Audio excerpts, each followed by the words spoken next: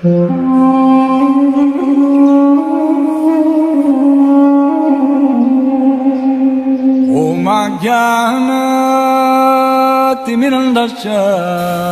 I am stressing. हरे कृष्णा। श्रीला प्रभुपाद की जय।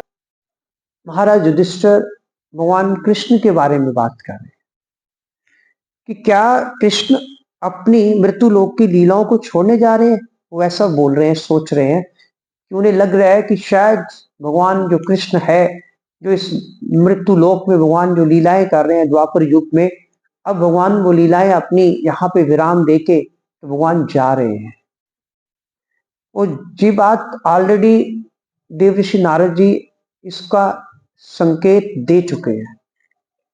क्या वह समय आ भी चुका है? जो बात नारद जी ने की थी जिस समय की, क्या वो समय आ गया है?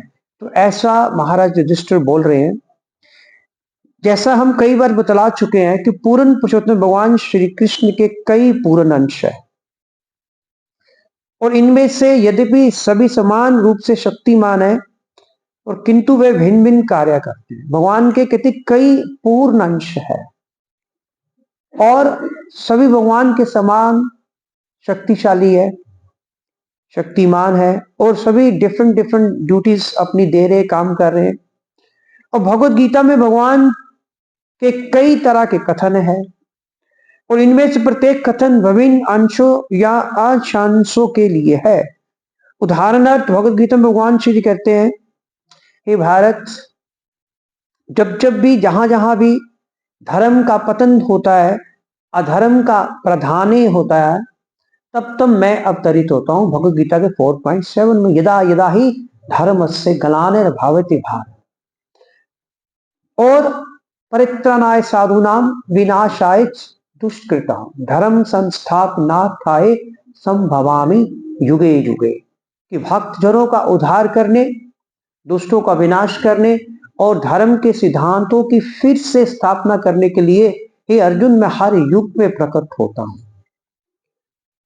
यदि मैं कर्म ना करूं तो सारे लोग कुपथगामी हो जाएंगे। भगवान कहते हैं कि यज्जद आचरति श्रेष्ठस, कि जैसे जो बड़ा व्यक्ति है, जैसे जैसे वो आचरण करता है, छोटे भी उसको फॉलो करते हैं। अगर मैं कर्म ना करूंगा, भगवान कहते हैं सारे लोग कुपथगामी हो जाएंगे। तब मैं अवांछित जन समुदाय, जैसे वर्ण संकर कहते हैं, को उत्पन्न करने का कारण बन जाऊंगा। भगवान कहते हैं कि फिर ऐसी संतानें उत्पन्न होंगी अवांछित, और जिन्हें कहते हैं वर्ण संकर, नाजायज जिसे क्या कहते हैं, तो ऐसी संतानें उत्पन्न होगी। भगवान कहते फिर मैं उसका कारण बन जाऊंगा, भगवान कहते हैं। और इस तरह संपूर्ण प्राणियों की शांति का विनाश करता मैं बनूंगा। फिर क्या होगा? सारे संसार की जो शांति है वो उसका विनाश हो जाएगा। I will become responsible. अगर भगवान कहते कि मैं कर्म नहीं करूंगा, भगवान कहते मैं इसलिए मुझे कर्म कर रहा हूं, इसलिए मैं इस संसार में मैं अवतरित हुआ, ताकि अगर मैं कर्म करूंगा आप लोग भी मुझे फॉलो करेंगे, आप लोग भी कर्म करेंगे। महापुरुष जो जो आचरण करता है वही यद यद आचरण आचरित श्रेष्ठ, जो भी है ना, कि महापुरुष जो जो कर्म करते हैं, सामान्य लोग उसी का अनुसरण करते हैं। तत्तद एवेतरो जना, कि जो हमारे जैसे लोग भी है वो भी उसी प्रकार कर्म करते हैं और वह अपने अनुसरणीय कार्यों से जो भी आदर्श प्रस्तुत करता है, संपूर्ण विश्व उसी का अनुगमन करता है। कि जो जो महापुरुष जैसा कार्य करते हैं, जैसा व्यवहार करते हैं, हम लोग भी सामान्य लोग, हम लोग तो सामान्य से भी नीचे हैं, तो हम लोग भी फिर वही करते हैं कि अगर हमारे आचार्य ऐसा कर सकते हैं या हमारे लीडर ऐसा कर सकते हैं तो फिर हम भी कर सकते हैं। इसलिए भगवान कृष्ण कह रहे हैं कि जो लीडर है, जो मेन व्यक्ति है, जो गुरु है, जो महापुरुष है, जो ऋषिगण है, जो महात्मा है, उन्हें ऐसा ही आचरण करना चाहिए कि जो आचरण शास्त्रों में कहा गया है। जो शास्त्र कह रहे हैं हमें उसी के अकॉर्डिंगली अपना आचरण, व्यवहार, कर्म करना है। तभी भगवान कर्म की बात यहाँ पे कर रहे हैं। जो आदर्श महापुरुष जो है प्रस्तुत करते हैं संपूर्ण विश्व जो है फिर उसी का अनुगमन करता है। उपरयुक्त सारे कथन भगवान के विभिन्न अंशों पर लागू होते हैं कि जितने भी जो कथन है वो सारे जो भगवान के विभिन्न अंश है, यथा संकर्षण, वासुदेव, प्रद्युम्न, अनिरुद्ध, नारायण, विष्णु, इन सब दिव्य अंशों में वे स्वयं ही है, स्वयं भगवान कृष्ण ही है उनमें। फिर भी श्री कृष्ण के रूप में भगवान अपने विभिन्न कोटि के भक्तों से भिन्न प्रकार की दिव्य अनुभूति का आदान प्रदान करते हैं। फिर भी भगवान अपने भक्तों के साथ जो दिव्य आनंद है, दिव्य अनुभूतियां हैं, भगवान उनका आदान प्रदान स्वयं करते हैं।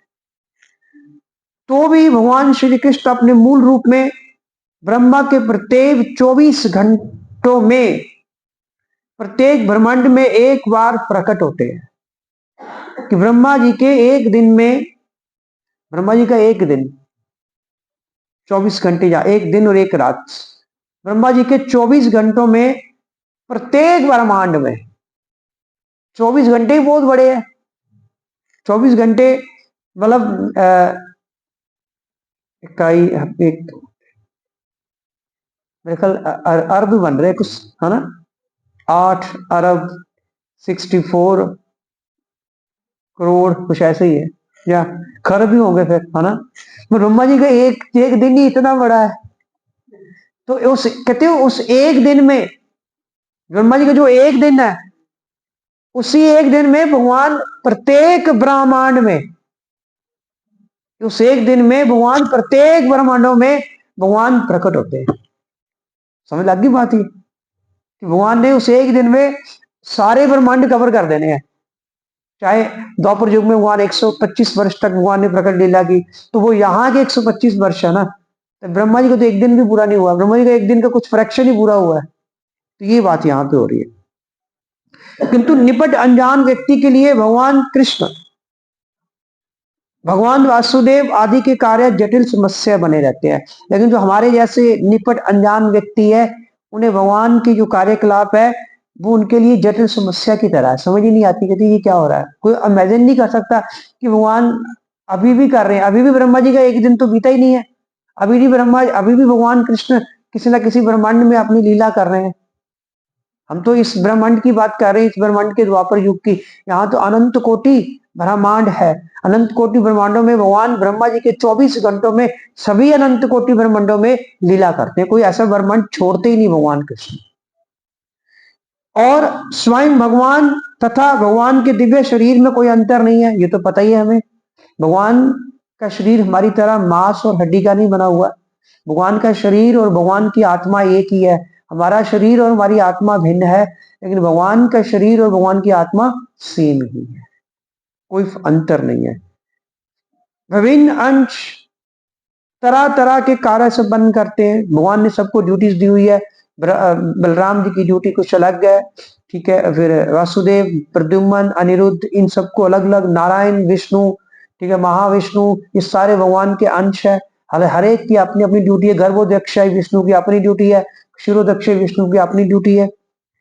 किंतु जब भगवान सशरीर श्री कृष्ण के रूप में प्रकट होते हैं, तब उनके अन्य अंश भी उनकी अचिंत्य शक्ति योग माया से उनके साथ हो लेते हैं। कि जब भगवान इस धरती पर आते हैं स्वयं कृष्ण रूप में सशरीर, उसी शरीर के साथ जो भगवान कृष्ण का असली शरीर रूप है, जब भगवान स्वयं इस धरती पर प्रकट होते हैं तो उनके जितने भी अंश हैं वो सब भगवान के साथ योग माया की कृपा से यहाँ धरती पर प्रकट होते हैं। इस प्रकार वृंदावन के भगवान कृष्ण मथुरा या द्वारका के कृष्ण से भिन्न है। कहते वृंदावन के भगवान कृष्ण मथुरा या द्वारका के कृष्ण से भिन्न है, अलग है। हाँ, दोनों मतलब मथुरा के कृष्ण, द्वारका के कृष्ण और वृंदावन के कृष्ण भी अलग अलग है। ये कई बार हम पढ़ चुके हैं। इसी तरह कृष्ण का विराट रूप भी उनकी अचिंत्य शक्ति के द्वारा उनसे भिन्न है। भगवान का विराट रूप भी जो भगवान कृष्ण है, अब अर्जुन ने जब भगवान का विराट रूप देखा भी कहा नहीं भगवान मुझे तो आपको वही रूप देखना है, 2 भुज वाला, वो भी भिन्न है। और कुरुक्षेत्र के युद्ध स्थल में प्रदर्शित विराट रूप उनके रूप की भौतिक अवधारणा है। अब विराट रूप जो है भगवान का जो असली रूप है, उस असली रूप की एक मटेरियलिस्टिक भौतिक अवधारणा थी, एक मटेरियलिस्टिक मैनिफेस्टेशन थी, ये चीज थी। अतएव ये समझ लेना चाहिए कि जब बहेलिया के तीर कमान से भगवान श्री कृष्ण बाह्य दृष्टि से लोगों को लगा कि भगवान कृष्ण मारे गए, तब तथाकथित भौतिक शरीर इसी संसार में छोड़ते गए। तो वो भी जो भगवान का शरीर था उस वक्त भगवान ने, वो भौतिक शरीर था, भगवान ने छोड़ दिया इसी संसार में भौतिक शरीर। भगवान तो कैवल्य है और उनके लिए पदार्थ तथा आत्मा में कोई अंतर नहीं है। भगवान का तो केवल शरीर और आत्मा एक ही है, क्योंकि उन्हीं से प्रत्येक वस्तु उत्पन्न हुई है। अतएव उनके द्वारा एक शरीर को त्यागना या दूसरा शरीर ग्रहण करने का अर्थ ये नहीं है कि वे सामान्य जीव जैसे हैं, कि सामान्य जीव ने एक शरीर छोड़ा दूसरा शरीर धारण कर लिया, ऐसा नहीं है। अतएव ऐसे सारे कार्यकलाप उनकी अचिंत्य शक्ति के कारण एक ही साथ एक तथा भिन्न भिन्न है, कि भगवान के कार्यकलाप अचिंत्य भेद वेदा, अचिंत्य भेद वेदा का मतलब हमारी शक्ति से, हमारी चिंतन शक्ति से परे है। भगवान जो कर रहे हैं हम वो समझ ही नहीं सकते। और भगवान एक भी है और एक नहीं भी है, अलग अलग भी है, अनेक भी है, भिन्न भिन्न भी है।